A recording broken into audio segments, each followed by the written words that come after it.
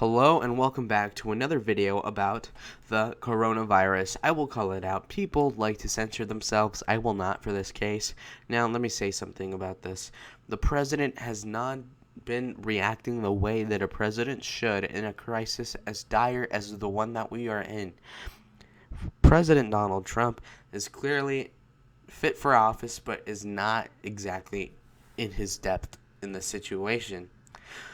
I believe sincerely that he has been inconsistent in his delivery insofar as he is providing for the country, and I think that he has simply not thought this through enough.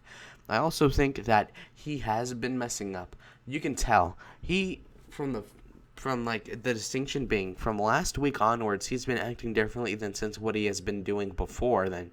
That is to say that he's backed off of the tweeting and he has been less aggressive, though he has been contradicting reporters like Peter Alexander on occasion, but in general, I do believe that he is calming down. He knows in his heart of hearts that, that he should call people out, that he should put egg on people's faces publicly, but he refrains because he knows that it's not helpful in a time where we need a strong, stable leader.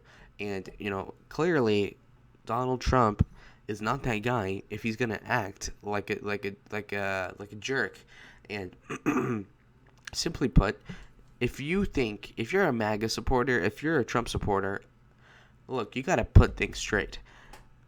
He has not been consistent. And you have a cognitive dissonance if you think he's been right this entire time with the coronavirus. He clearly has not been. To say that he has is delusional, and you just be like a Bernie bro on the opposite side of the horseshoe. I think that he, at first, was ruining things. When he does the press conferences and he says something that is negative, the stock market plummets. You ask, why does he even do this? He's been backing off of that, and he's been letting surrogates, spread little things here and there, like Dr. Fauci. He simply is contradicting what the administrative cabinet goes for, and these people that are technocrats and specialists in their fields, like the doctors that he has, Fauci, for example, noticeably cringe when he goes against people like Peter Alexander, MSNBC type of reporter or German journalist that is asking a relatively sleazy hack question perhaps, but it simply does not warrant the kind of response that the president gives to them when he is only helping the base. Donald Trump in an election year does not need to appeal to the base. He simply needs to go through the independents as well. And one way to prove himself as a presidential candidate and an incumbent and a presidential figure, that is to say, that he needs to be able to communicate effectively to the people without hurting the economy whenever he speaks. And look, the stock market drops 1,000 or 2,000 points a day regarding how he speaks. So it is very, very important and very incumbent on him that unless we lose hundreds of billions of dollars within a span of 72 hours, that he does have a filter, at least for now. Now, it's very endearing to hear the president act like a normal person and sound like that is what I meant. But right now, we can't have that. And a safer approach, like a person like Ron DeSantis or a person like Doug Ducey, who fundamentally believe in the same things as Trump, but have way higher approval ratings and higher polling numbers, they do this and communicate their problems through a more subtle way and through a more leader type mentality, whereas Donald Trump seems like the renegade in the room, and that does not work when you're running for re-election. Okay, it might have worked in a primary when you've had no government office, but now you are the most senior member in terms of authority in the country and pretty much in the world. The president shouldn't be tweeting things that are hurting the economy, and that's simply what he had been doing in the first couple of weeks. I think he was smart in directing Mike Pence to be the main effort of this. Why? Because it was baptizing him by fire, so to speak. He thought, well, Pence is going to run in 2024, presumably, so he's going to want to show leadership, and him doing things in the White House in 2020 and all these years under Trump, right? And a way to prove himself would be handling the coronavirus well, as well as Trump could blame part of the misgivings and part of the bad direction of the administration on Pence and save himself and have more grace going into this 2020 election year for the general. And, honestly, I do believe that he's thought it through. But the problem is that his impulses kick in. So you have Pence there, and Trump is standing behind him like he should be, nodding along, going with whatever the administration says. But then he comes in and he contradicts him, or he'll bluff about how low the risk is of this to the population and how bad this is going to be, or he lies about the accessibility of the mask and the ventilators. And I personally think that it's not helping. And, if you're going to say that Mike Pence is in control, then let him please go ahead, take control. Take one for the team and do that.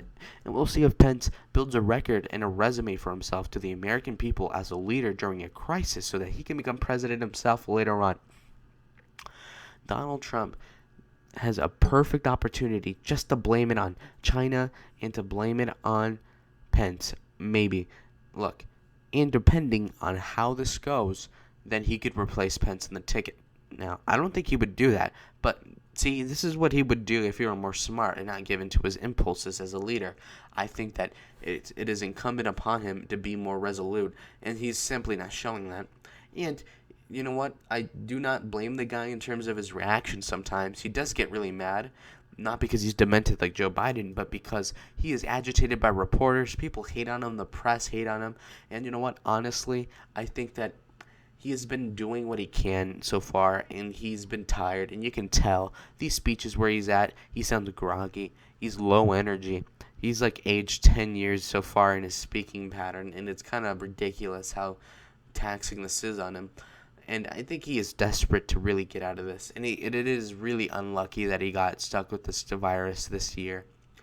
When we're spiraling towards a recession or something worse, and it's going to be very painstakingly awful for the economy if this doesn't fix itself within the next couple of weeks or months, honestly.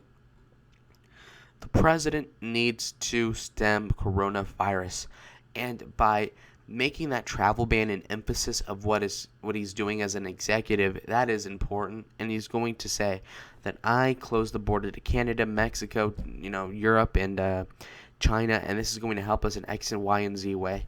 I think that's important for him to get across, but at the same time, don't sabotage yourself by going against a reporter when you're only satisfying the base.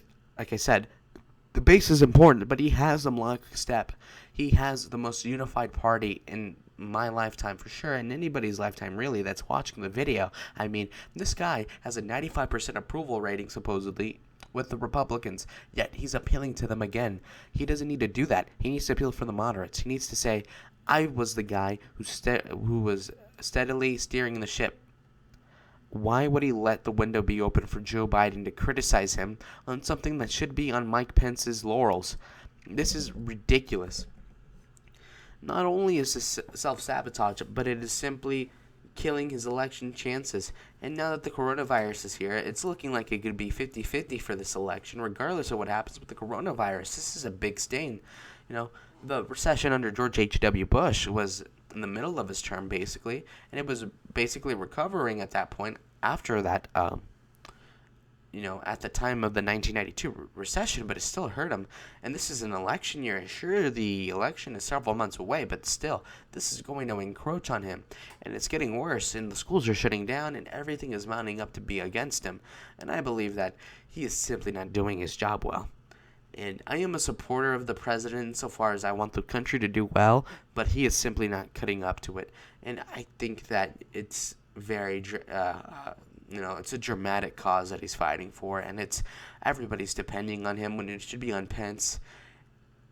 It's, completely a bad situation, honestly. And you see the Dow completely floundering, and we're really losing the gains, and he's standing to lose completely the gains that he had as president for the last couple of years, and he is simply not looking through what the stimulus should be, or what we're going to spend on, or how big of a deficit we're going to build. And also, why are you cutting the interest rate, Donald Trump?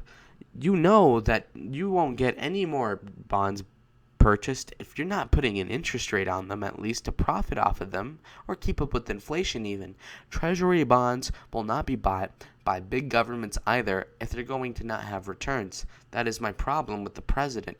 Who's going to buy the debt? We're going to introduce another $1 trillion in debt through a stimulus or maybe two, and who's going to pay for it? This is my conundrum with the president right now. Thank you for watching. Like, comment, and subscribe.